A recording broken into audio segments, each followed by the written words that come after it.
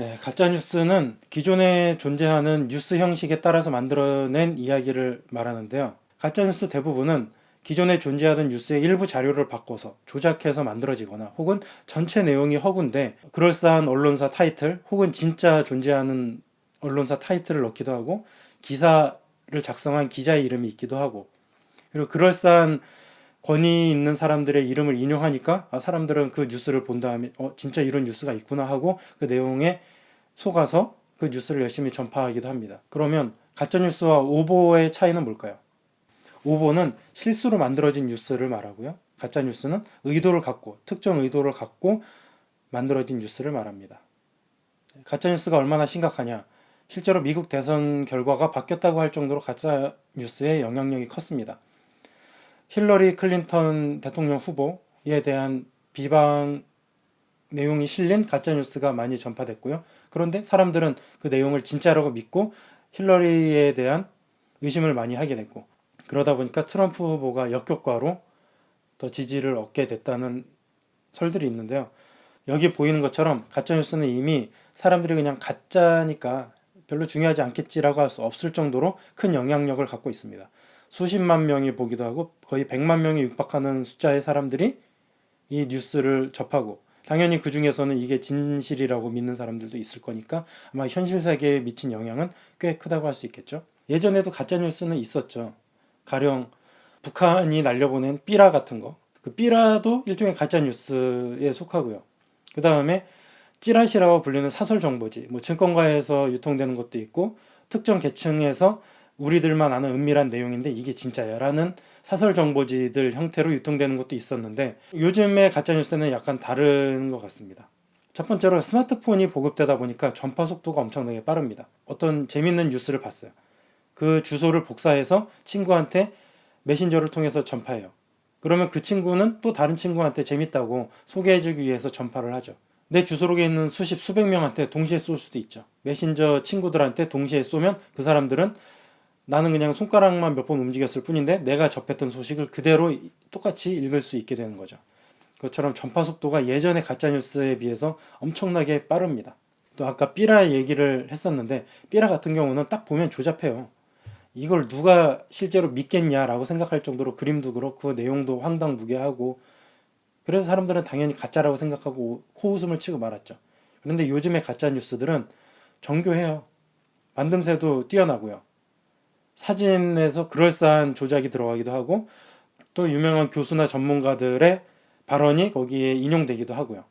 그러다 보니까 당연히 이건 진짜 그런 일이 있었구나라고 사람들이 믿게 만들 정도의 완성도를 지니고 있습니다.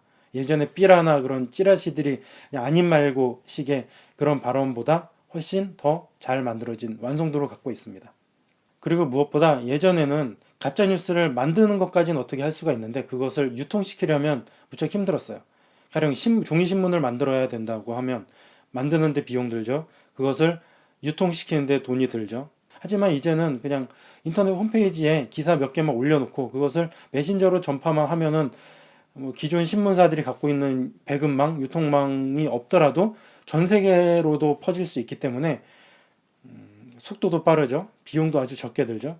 그러다 보니까 예전과는 다르게 가짜뉴스의 파급 효과가 엄청나게 확산될 수 있는 겁니다.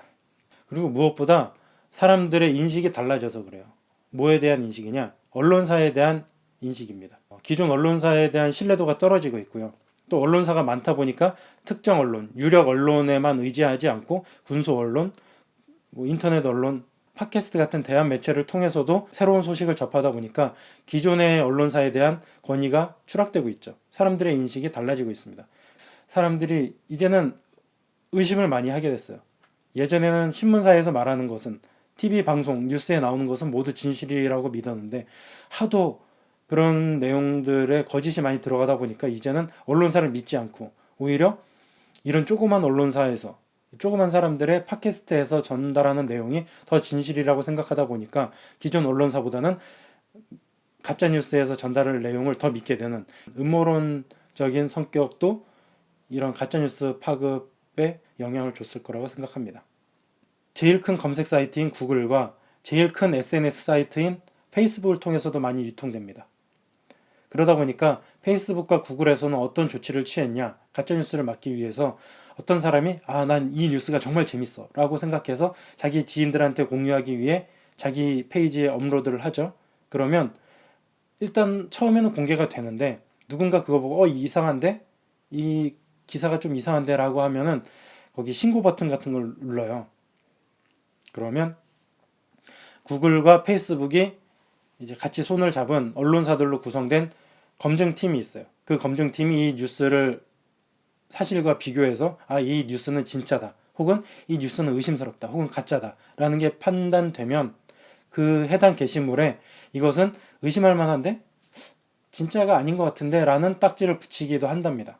혹은 많이 알려진 인공지능을 통해서 실시간으로 이 뉴스에 들어있는 내용들을 교차 검증을 하는 거죠.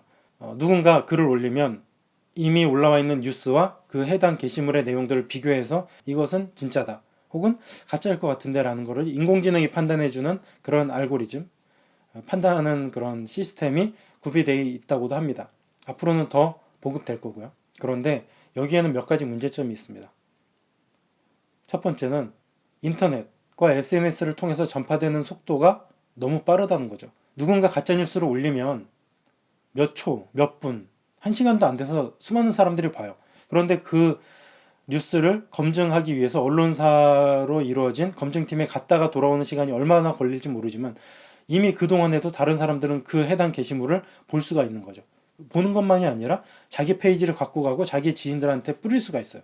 그러면 나중에 아무리 그게 가짜라는 딱지를 붙이더라도 그 뉴스는 이미 많은 사람들이 보게 되고 그 노출된 뉴스를 진짜라고 믿는 사람들이 있기 때문에 단지 이렇게 사후 검증하는 거는 과연 얼마나 실효성이 있을까 의심스럽기도 하죠. 또 하나는 이게 잘못 쓰일 경우는 검열 장치로 작동할 수가 있어요.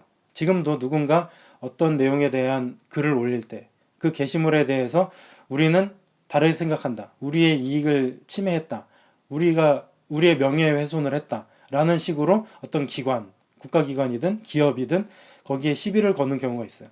그러면 그 사이트 운영자는 블라인드 처리라고 그래서 임시로 지우진 않지만 사람들의 눈에 보이지 않게 처리를 하고 모든 판정이 다 끝났을 경우에는 그걸 다시 보일 수가 있지만 그 검증하는 기간 동안엔 블라인드 처리를 하는 그런 제도가 이미 있는데 가짜뉴스를 검증한다는 명목으로 이렇게 게시물에 대한 누군가가 진짜냐 아니냐 판단을 쉽게 할 수 있게 되면 내가 올리는 게시물을 누군가 보지 못하는 일종의 표현의 자유를 침해당하는 일도 벌어질 수 있습니다.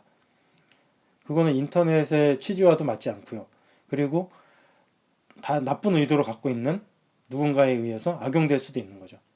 일종의 빈대를 잡기 위해서 초과상관을 태우는 격의 일이 발생할 수 있는 겁니다. 물론 가짜뉴스를 검증하고 그것을 사람들한테 바로 알려주는 시스템이 필요한 거는 맞고 또 SNS 사이트나 검색 엔진처럼 다른 사람들에게 바른 정보를 알려줘야 될 의무가 있는 업체들은 가짜뉴스를 없애는 노력을 하는 게 맞는데 변해가고 있는 사회 환경을 생각하면 이렇게 사후에 처리하는 것만으로는 한계가 있지 않나라는 아쉬움이 듭니다.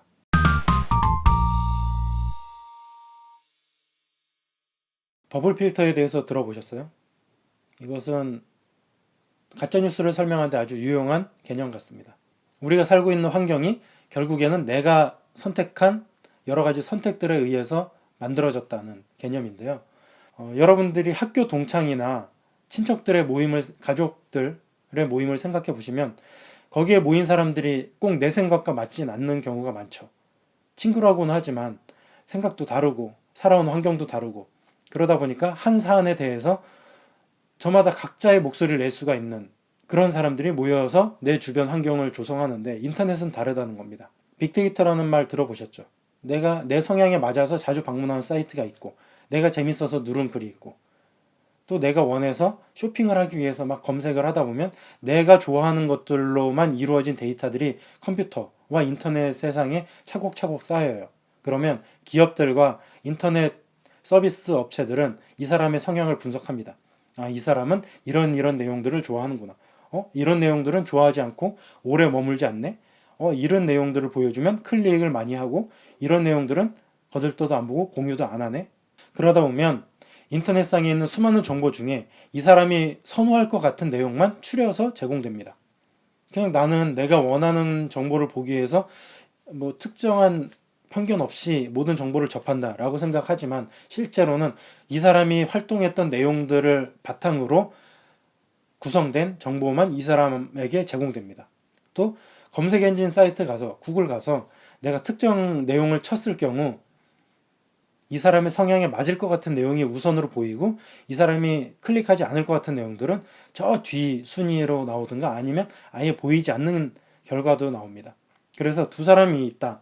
두 사람이 검색을 하면은 두 사람의 검색 결과의 모습이 전혀 다를 수가 있어요. 그것은 이 사람들이 평소에 인터넷을 통해서 하는 일들에 영향을 받은 거죠. 이 사람은 여행을 좋아하는 사람이다. 이 사람은 먹는 음식을 좋아하는 사람이다. 라고 할 경우 전주 한옥마을이라는 같은 키워드를 치더라도 이 사람의 검색 결과 페이지들은 둘이 다를 수가 있다는 거죠. 그래서 내가 활동하고 있는 환경은 그냥 평범한 환경이라고 생각하지만 실제로는 내가 평소에 했던 행동과 선택들의 영향을 받은 내가 만들어낸 환경이라는 거죠. 가짜뉴스도 마찬가지로 내가 친구가 올린 글들에 좋아요를 누르는 글이 있고 아무 반응을 안 한 것도 있고 혹은 보기 싫어요라고 다듬 버튼을 누르는 경우가 있잖아요. 그러면 페이스북은 그거를 다 기억하고 있다가 누군가 글을 올렸을 때 이 사람이 좋아요 할 것 같은 글이다 그러면 그 사람한테 더 밀어주고 이 사람은 이거 평소에 안 좋아하던 스타일의 글이네 그러면 아예 뜨지도 않는 경우가 발생하다 보니까 이 사람이 보는 페이스북 페이지 구글 검색 페이지에는 그 사람이 좋아할 것 같은 내용들로만 짜여진 검색 결과가 나오는 거죠. 그러다 보면 이 사람이 보게 되는 뉴스는 기존의 선택에 의해서 영향을 받은 이 사람이 좋아요 할 것 같은 뉴스만 보이지 이 사람이 싫어하고 반응도 안 할 것 같은 뉴스는 아예 뜨지도 않는 일이 벌어지게 되는 겁니다. 이게 버블 필터 효과죠. 그래서 버블 필터는 내가 외부의 색다른 정보, 내가 평소에 접하지 않던 정보에 대한 필요성을 아예 배제시켜버리는 위험성이 있어서 아주 심각하고요. 그래서 가짜뉴스가 이런 환경 때문에 더 잘 전파된다고 생각합니다. 확증 편향이라는 개념이 있습니다. 이 말은 자기가 중요하게 생각하고 내 생각이 맞다고 혹은 내 신념이 맞다고 지지해 줄 수 있는 내용의 정보들은 받아들이고 아닌 내용들은 버린다는 거죠. 가짜뉴스로 예를 들어 볼게요. 제가 특정 정치인을 싫어해요. 그러면 인터넷에서 뉴스를 볼 때 그 정치인이 잘한다는 뉴스는 클릭하지 않게 되겠죠. 또 이 정치인이 못한다고 하면 일단 눌러봐요. 그리고 그 뉴스의 내용을 읽으면 그래 역시 내 생각이 맞았어. 이 정치인은 원래 이런 사람이야. 말과 행동도 일치하지 않고 말도 안 되는 공약만 내서 이 기사는 역시 내 생각을 지지해 주는군. 참 좋은 기사야. 라는 식의 과정이 한번 있겠죠. 그리고 그 다음에 또 다른 뉴스를 접할 때도 이런 과정이 반복되는 거예요. 이 정치인은 잘하는 것도 있고 못하는 게 있는데 제가 선택한 기사들로만 보면은 이 정치인은 아주 나쁜 정치인이 되는 거예요. 왜냐하면 제가 그동안 했던 거는 이 사람을 비판하고 헐뜯는 기사만 보다 보니까 제 머릿속에 있는 이 정치인은 나쁜 정치인이야 라는 생각에 대한 증거만 가득한 거죠. 이걸 반론을 할 수 있는 객관적인 사실이 없는 거예요. 왜냐하면 저는 이 사람, 이 정치인이 나쁜 정치인이라는 것만 계속 클릭해서 봤거든요. 그럼 가짜뉴스는 아주 좋은 환경이 조성되어 있는 거예요. 이 사람은 잘못된 정보를 접하더라도 자기가 믿고 싶은 것만 보니까 가짜 뉴스인지 진짜 뉴스인지 따지지도 않고 믿겠지? 라는 식으로 이 사람한테 오는 정보는 그렇게 편향된 정보만 오게 되겠죠. 그래서 아까 설명했던 버블 필터가 내가 원하지 않았는데 어느새 내 주변이 내가 선택한 내용들로 가득 찼다면 이 확증 편향은 이 사람의 선택의 결과죠. 그래서 버블 필터와 확증 편향은 가짜뉴스를 유지시키고 활성화시키는데 아주 큰 역할을 하는 두 가지 요소라고 생각할 수 있을 겁니다. 그래서 여러분들도 앞으로는 인터넷, SNS를 쓰실 때 객관적인 정보들을 접할 수 있는 환경을 일부러라도 만들어 보세요. 내가 싫어하는 내용들을 검색해 보기도 하고 전혀 찾아보지 않던 사이트에 가서 보기도 하고 그런 식으로 노력을 해야 객관적인 정보, 다양한 시선을 가진 정보들이 모이지 그런 노력 없이는 맨날 내가 보는 거, 내가 좋아하는 내용들로만 가득 찾아보면 내 생각과 판단도 잘못될 수 있다는 겁니다.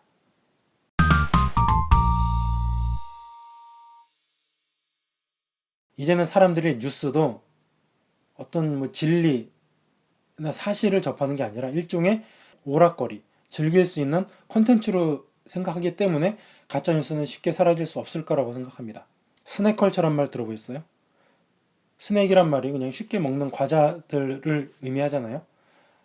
문화 상품들도 그렇게 소비한다는 거죠. 예전에는 영화 한 편을 보려면 극장 가서 2시간씩 보고 집에서 TV 드라마를 보라 그래도 1시간씩 앉아 있어야 되는데 이제 사람들이 바쁘다 보니까 그렇게 오랫동안 한 가지를 위해서 시간을 들이기가 어려워요. 특히 스마트폰을 통해서 많은 것들을 소비하는데 스마트폰으로 오래 뭔가를 집중해서 하는 일이 익숙하지 않다 보니까 사람들은 점점 더 짧고 자극적인 내용들을 선호하게 돼요. 그래서 사람들은 적은 시간만 들이고도 재미를 줄 수 있는 것들을 찾기 시작했습니다. 예전의 뉴스들은 신문을 보든 잡지를 보든 인터넷 사이트 들어가든 긴 글이 위주였고 사진은 몇 장 되지 않았어요. 교과서 보듯이 공부를 해야 되는 느낌. 언제 그 긴 시간 동안에 그걸 보고 있어요. 그런데 요즘 유행하는 카드 뉴스를 보면 전혀 다르죠. 큼지막한 사진에 짧은 한두 줄의 글, 그리고 그런 카드가 5장, 10장 만에 한 뉴스가 끝나요. 손가락만 이렇게 몇 번 움직이다 보면 전체 뉴스를 파악할 수 있게 되죠. 그런데 가짜뉴스와 스낵컬처, 카드뉴스가 무슨 관계가 있길래 이렇게 길게 설명했냐. 우리가 언론사는 되게 공적인 기관인 것처럼 생각하지만 실제로는 언론사들도 수익을 위해서 움직이는 경우가 많아요. 언론사들은 구독료보다는 광고료에 의해서 더 많이 좌우돼요. 대부분의 수익은 광고에 의해서 만들어집니다. 또 페이스북, 구글, 다음이나 네이버 같은 포털들도 대부분의 수익은 광고를 통해서 얻어요. 결국 언론사든 인터넷 서비스를 제공하는 포털 사이트나 SNS 사이트들도 사람들이 많이 클릭할 것 같은, 인터넷 트래픽이 많이 올라가고 조회수가 높을 것 같은 컨텐츠를 생산하는 데 역량을 집중할 겁니다. 그래서 가짜뉴스들도 이런 논리에 따르면 굳이 마다할 필요가 없는 거예요. 조회수 많이 올라가고 그 사이트에 더 오래 머물고 클릭을 많이 할 수 있게 도와준다면 굳이 이게 사실이냐 아니냐 여부는 그때부터는 중요하지 않게 되는 거죠. 이런 광고 수익을 쫓는 인터넷 트래픽 기반의 수익 구조 하에서는 가짜뉴스가 쉽게 사라지지 않을 거라는 판단을 하고 있습니다.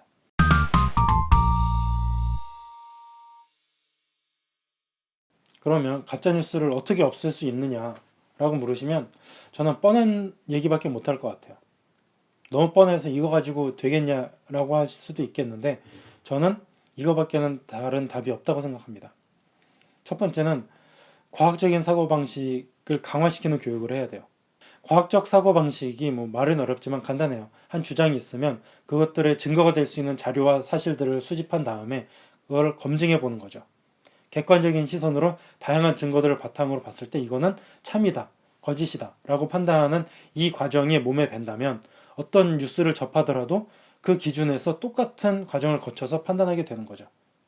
선입견이나 편견은 버리고 실제로 존재하는 증거들만 갖고 비교를 했을 때, 교차 검증을 했을 때 사실이다 아니다 라고 판단을 내릴 수가 있는 거죠.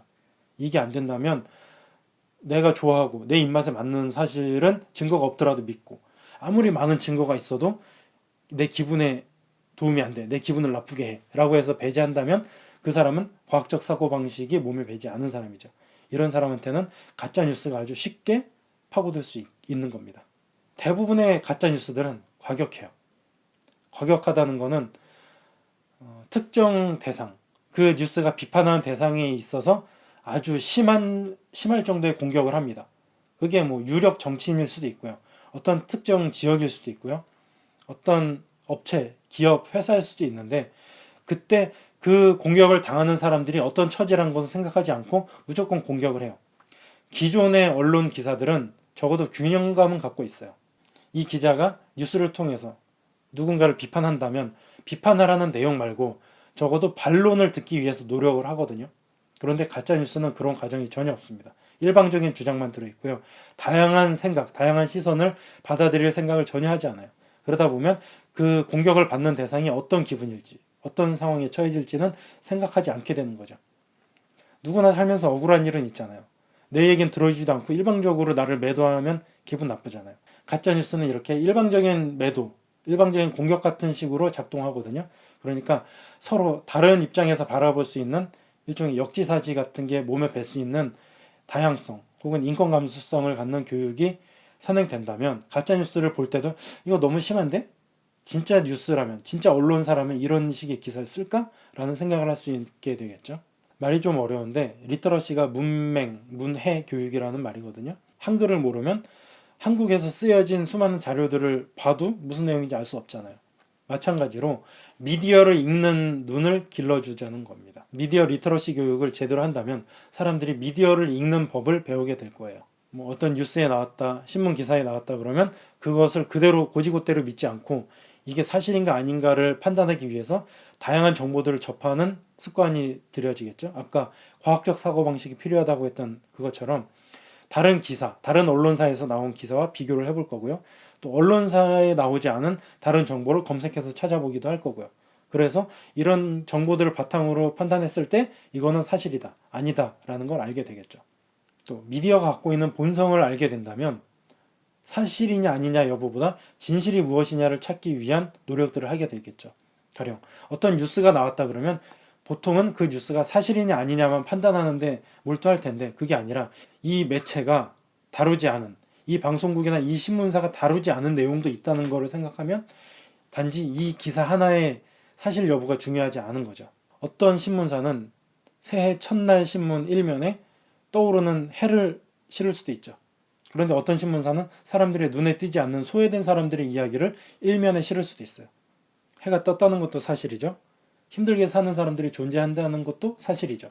그런데 어떤 기사를 일면에 내느냐에 따라서 이 언론사가 추구하는 입장과 태도가 드러나는 거죠.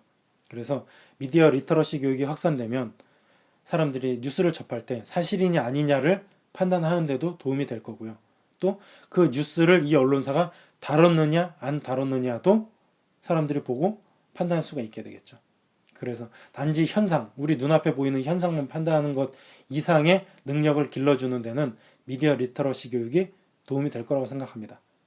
당연히 가짜 뉴스를 걸러내는 데도 도움이 되겠죠. 사실 여부를 판단하는 능력이 몸에 배 있을 거고요. 또 가짜 뉴스가 이렇게 확산되는 이면에는 뭐가 있을까? 호기심을 갖고 더 찾아보는 능력도 갖게 될 거니까요. 물론 짧은 시간에 해결되긴 힘들겠죠. 교육이라는 게 단시간에 이렇게 할 수 있는 건 아니니까요. 하지만 어릴 때부터 뿐만이 아니라 나이가 든 이후에도 이런 교육의 필요성을 느끼고 여러 군데에서 하고 있는 교육에 참여하다 보면 지금과는 다르게, 예전과는 다르게 비판적인 사고를 할 수 있는 그런 시민이 될 수 있을 거라고 생각합니다.